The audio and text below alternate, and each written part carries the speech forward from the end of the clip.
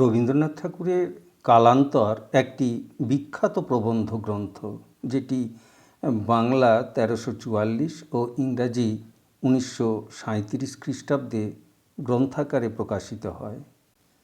এই গ্রন্থে প্রাবন্ধিক রবীন্দ্রনাথ তৎকালীন রাজনৈতিক, সামাজিক ও অর্থনৈতিক পরিবর্তনের ধারা বিশ্লেষণ করেছেন। এছাড়া ইংরেজ শাসনের স্বরূপ, ভারতের জাতীয়তাবাদ, হিন্দু মুসলিম সম্পর্ক ইত্যাদি বিভিন্ন বিষয় আলোচিত হয়েছে। এক কথায় এর মূল বিষয় পাশ্চাত্য চিন্তাধারা ও যান্ত্রিক সভ্যতার সাথে ভারতের সংযোগ এবং এর ফলে বাঙালি সমাজের পরিবর্তন। কালান্তর প্রবন্ধ গ্রন্থের প্রথম প্রবন্ধই হচ্ছে কালান্তর। একদিন চণ্ডীমণ্ডপে আমাদের আখড়া বসত, আলাপ জমত পাড়াপড়শিদের জুটিয়ে। আলোচনার বিষয় ছিল গ্রামের সীমার মধ্যেই বদ্ধ, পরস্পরকে নিয়ে রাগ দেশে, গল্পে গুজবে, তাসে পাশায় এবং তার সঙ্গে ঘণ্টা ৩-৪ পরিমাণে দিবানিদ্রা মিশিয়ে দিনটা যেত কেটে। তার বাইরে মাঝে মাঝে চিন্তানুশীলনার যে আয়োজন হতো সে ছিল যাত্রা, সংকীর্তন, কথকতা, রামায়ণ পাঠ, পাঁচালী, কবিগান নিয়ে। তার বিষয়বস্তু ছিল পুরা কাহিনী ভাণ্ডারে চিরসঞ্চিত। যে জগতের মধ্যে বাস সেটা সংকীর্ণ এবং অতি পরিচিত। তার সমস্ত তথ্য এবং রসধারা বংশানুক্রমে বৎসরে বৎসরে বারবার হয়েছে আবর্তিত অপরিবর্তিত চক্রপথে।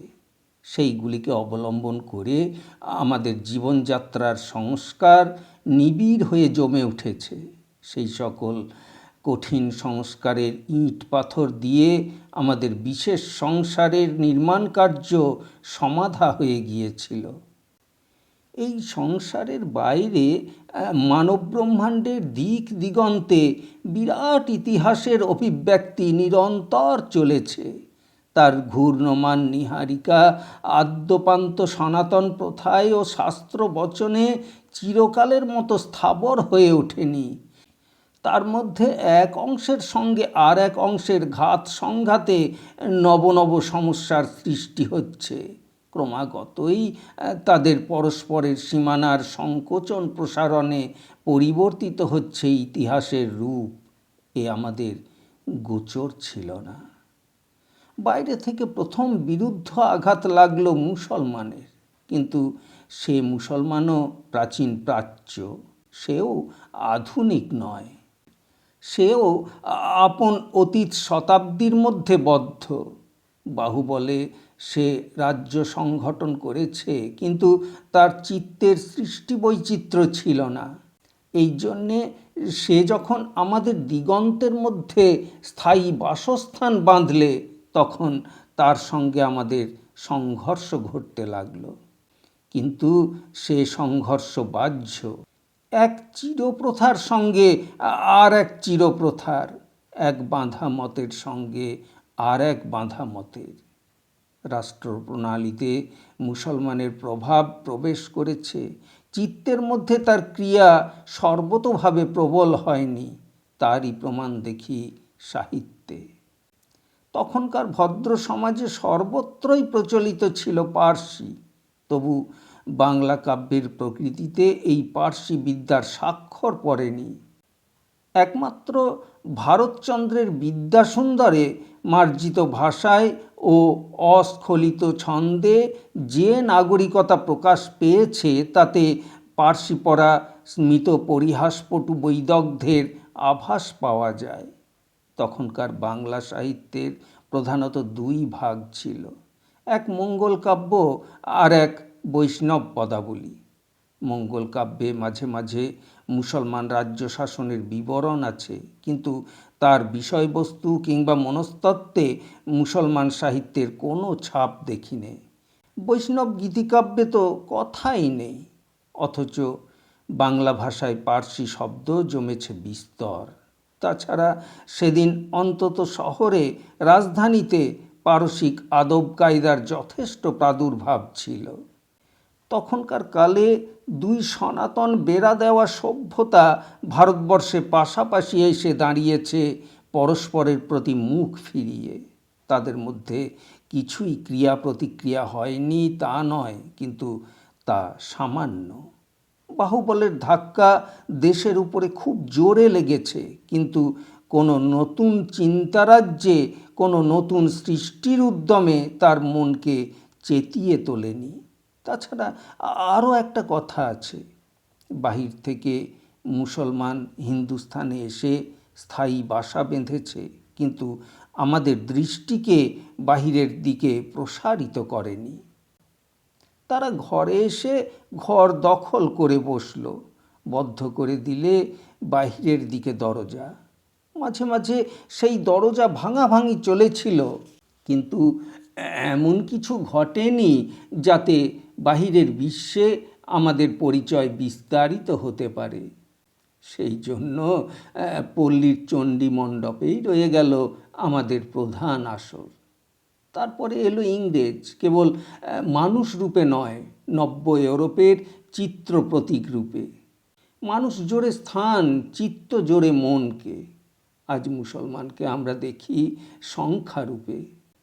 তারা সম্প্রতি আমাদের রাষ্ট্রিক ব্যাপারে ঘটিয়েছে যোগ বিয়োগের সমস্যা, অর্থাৎ এই সংখ্যা আমাদের পক্ষে গুণের অঙ্কফল না কষে ভাগেরই অঙ্কফল কষছে। দেশে এরা আছে, অথচ রাষ্ট্রজাতিগত ঐক্যের হিসাবে এরা না থাকার চেয়েও দারুণতর। তাই ভারতবর্ষের লোকসংখ্যা তালিকায় তার অতি বহুলত্ব নিয়ে সবচেয়ে শোকাবহ হয়ে উঠল। ইংরেজের আগমন ভারতবর্ষের ইতিহাসে এক বিচিত্র ব্যাপার। মানুষ হিসাবে তারা রইল মুসলমানদের চেয়েও আমাদের কাছ থেকে অনেক দূরে, কিন্তু ইউরোপের চিত্তদূত রূপে ইংরেজ এত ব্যাপক ও গভীরভাবে আমাদের কাছে এসেছে যে আর কোনো বিদেশি জাতি কোনো দিন এমন করে আসতে পারেনি। ইউরোপীয় চিত্তের জঙ্গম শক্তি আমাদের স্থাবর মনের উপর আঘাত করল, যেমন যেমন দূর আকাশ থেকে আঘাত করে বৃষ্টিধারা মাটির পরে, ভূমিতলের নিশ্চেষ্ট অন্তরের মধ্যে প্রবেশ করে প্রাণের চেষ্টা সঞ্চার করে দেয়। সেই চেষ্টা বিচিত্র রূপে অঙ্কুরিত বিকশিত হতে থাকে। এই চেষ্টা যে ভূখণ্ডে একেবারে না ঘটে সেটা মরুভূমি, তার যে একান্ত অনন্যযোগিতা সে তো মৃত্যুর ধর্ম। আমরা ইউরোপের কাছ থেকে কি কতটুকু পেয়েছি তাই অতি সূক্ষ্ম বিচারে চুনে চুনে অনেক পরিমাণে কল্পনা ও কিছু পরিমাণে গবেষণা বিস্তার করে আজকাল কোনো কোনো সমালোচক আধুনিক লেখকের প্রতি কলম উদ্যত করে নিপুণ ভঙ্গিতে খোঁটা দিয়ে থাকেন। একদা রেনেসাঁসের চিত্তবেগ ইটালি থেকে উদ্বেল হয়ে সমস্ত ইউরোপের মনে যখন প্রতিহত হয়েছিল, তখন ইংল্যান্ডের সাহিত্য স্রষ্টাদের মনে তার প্রভাব যে নানা রূপে প্রকাশ পেয়েছে সেটা কিছুই আশ্চর্যের কথা নয়। না হলেই সেই দৈন্যকে বর্বরতা বলা যেত। সচল মনের প্রভাব সজীব মন না নিয়ে থাকতেই পারে না। এই দেওয়া নেওয়ার প্রবাহ সেইখানেই নিয়ত চলেছে যেখানে চিত্ত বেঁচে আছে, চিত্ত জেগে আছে। বর্তমান যুগের চিত্তের জ্যোতি পশ্চিম দিগন্ত থেকে বিচ্ছুরিত হয়ে মানব ইতিহাসের সমস্ত আকাশ জুড়ে উদ্ভাসিত। দেখা যাক তার স্বরূপটা কি। একটা প্রবল উদ্যমের বেগে ইউরোপের মন ছড়িয়ে পড়েছে সমস্ত পৃথিবীতে, শুধু তাই নয়, সমস্ত জগতে। যেখানেই সে পা বাড়িয়েছে সেইখানটাই সে অধিকার করেছে। কিসের জোরে? সত্য সন্ধানের সততায়। বুদ্ধির আলস্যে, কল্পনার কুহকে, আপাত প্রতীয়মান সাদৃশ্যে, প্রাচীন পাণ্ডিত্যের অন্ধ অনুবর্তনায় সে আপনাকে ভোলাতে চায়নি। মানুষের স্বাভাবিক প্রবৃত্তি যা বিশ্বাস করে নিশ্চিন্ত থাকতে চায়, তার প্রলোভনকেও সে নির্মমভাবে দমন করেছে। নিজের সহজ ইচ্ছার সঙ্গে সঙ্গত করে সত্যকে সে যাচাই করেনি। প্রতিদিন জয় করেছে সে জ্ঞানের জগৎকে, কেননা তার বুদ্ধির সাধনা বিশুদ্ধ, ব্যক্তিগত মোহ থেকে নির্মুক্ত। যদিও আমাদের চারদিকে আজও পঞ্জিকার প্রাচীর খোলা আলোর প্রতি সন্দেহ উদ্যত করে আছে, তবু তার মধ্যে ফাঁক করে ইউরোপের চিত্ত আমাদের প্রাঙ্গণে প্রবেশ করেছে, আমাদের সামনে এনেছে জ্ঞানের বিশ্বরূপ। মানুষের বুদ্ধির এমন একটা সর্বব্যাপী ঔৎসুক্য আমাদের কাছে প্রকাশ করেছে, যা অহৈতুক আগ্রহে নিকটতম, দূরতম, অনুতম, বৃহত্তম, প্রয়োজনীয়, অপ্রয়োজনীয় সমস্তকেই সন্ধান, সমস্তকেই অধিকার করতে চায়। এইটে দেখিয়েছে যে জ্ঞানের রাজ্যে কোথাও ফাঁক নেই, সকল তথ্যই পরস্পর অচ্ছেদ্য সূত্রে গ্রথিত। চতুরানন বা পঞ্চাননের কোনো বিশেষ বাক্য বিশ্বের ক্ষুদ্রতম সাক্ষীর বিরুদ্ধে আপন অপ্রাকৃত প্রামাণিকতা দাবি করতে পারে না। বিশ্বতত্ত্ব সম্বন্ধে যেমন, তেমনি চরিত্রনীতি সম্বন্ধেও। নতুন শাসনে যে আইন এলো তার মধ্যে একটি বাণী আছে, সে হচ্ছে এই যে ব্যক্তিভেদে অপরাধের ভেদ ঘটে না। ব্রাহ্মণই শূদ্রকে বধ করুক বা শূদ্রই ব্রাহ্মণকে বধ করুক, হত্যা অপরাধের পংক্তি একই, তার শাসনও সমান। কোনো মুনি ঋষির অনুশাসন ন্যায় অন্যায়ের কোনো বিশেষ দৃষ্টি প্রবর্তন করতে পারে না। সমাজে উচিত অনুচিতের ওজন, শ্রেণীগত অধিকারের বাটখারা যোগে আপন নিত্য আদর্শের তারতম্য ঘটাতে পারবে না, এ কথাটা এখনও আমরা সর্বত্র অন্তরে অন্তরে মেনে নিতে পেরেছি তা নয়। তবু আমাদের চিন্তায় ও ব্যবহারে অনেকখানি বিপ্লব এনেছে, সন্দেহ নেই। সমাজ যাদের অস্পৃশ্য শ্রেণীতে গণ্য করেছে, তাদেরও আজ দেবালয় প্রবেশে বাধা দেওয়া উচিত নয়, এই আলোচনাটা তার প্রমাণ। যদিও একদল লোক নিত্য ধর্মনীতির উপর ভর না দিয়ে এর অনুকূলে শাস্ত্রের সমর্থন আওড়াচ্ছেন, তবু সেই আপ্তবাক্যের ওকালতিটাই সম্পূর্ণ জোর পাচ্ছে না।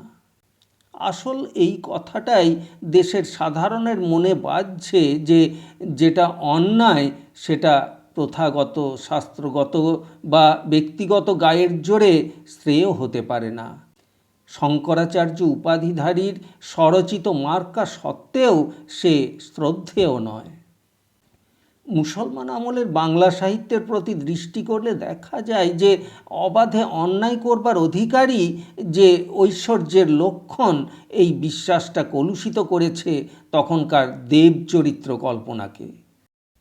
তখনকার দিনে যেমন অত্যাচারের দ্বারা প্রবল ব্যক্তি আপন শাসন পাকা করে তুলত, তেমনি করে অন্যায়ের বিভীষিকায় দেবদেবীর প্রতিপত্তি আমরা কল্পনা করেছি। সেই নিষ্ঠুর বলের হার জিতেই তাদের শ্রেষ্ঠতা অশ্রেষ্ঠতার প্রমাণ হতো। ধর্মের নিয়ম মেনে চলবে সাধারণ মানুষ, সেই নিয়মকে লঙ্ঘন করবার দুর্দাম অধিকার অসাধারণের। সন্ধিপত্রের শর্ত অনুসারে আপনাকে সংযত করা আবশ্যক সত্যরক্ষা ও লোকস্থিতির খাতিরে, কিন্তু প্রতাপের অভিমান তাকে স্ক্র্যাপ অফ পেপারের মতো ছিন্ন করবার স্পর্ধা রাখে। নীতিবন্ধন অসহিষ্ণু অধর্ম সাহসিকতার ঔদ্ধত্যকে একদিন ঈশ্বরের লক্ষণ বলে মানুষ স্বীকার করেছে।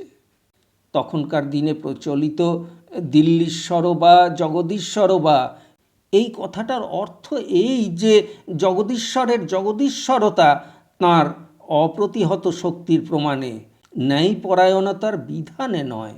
সেই পন্থায় দিল্লীশ্বরও জগদীশ্বরের তুল্য খ্যাতির অধিকারী। তখন ব্রাহ্মণকে বলেছে ভূদেব, তার দেবত্বে মহত্বের অপরিহার্য দায়িত্ব নেই, আছে অকারণ শ্রেষ্ঠতার নিরর্থক দাবি। এই অকারণ শ্রেষ্ঠতা ন্যায় অন্যায়ের উপরে। তার প্রমাণ দেখি স্মৃতিশাস্ত্রে, শূদ্রের প্রতি অধর্মাচরণ করবার অব্যাহত অধিকারে। ইংরেজ সাম্রাজ্য মোগল সাম্রাজ্যের চেয়েও প্রবল ও ব্যাপক, সন্দেহ নেই। কিন্তু এমন কথা কোনো মূঢ়ের মুখ দিয়ে বেরোতে পারে না যে উইলিংডনও বা জগদীশ্বরও বা। তার কারণ আকাশ থেকে বোমা বর্ষণে, শত্রুপল্লী বিধ্বংসনের নির্মম শক্তির দ্বারা ঈশ্বরত্বের আদর্শের তুল্যতা আজ কেউ পরিমাপ করে না। আজ আমরা মরতে মরতেও ইংরেজ শাসনের বিচার করতে পারি ন্যায় অন্যায়ের আদর্শে। এ কথা মনে করি নে কোনো দোহাই পেরে শক্তিমানকে অসংযত শক্তি সংহরণ করতে বলা অশক্তের পক্ষে স্পর্ধা। বস্তুত ন্যায় আদর্শের সার্বভৌমতা স্বীকার করে এক জায়গায় ইংরেজ রাজের প্রভূত শক্তি আপনাকে অশক্তের সমান ভূমিতে দাঁড় করিয়েছে।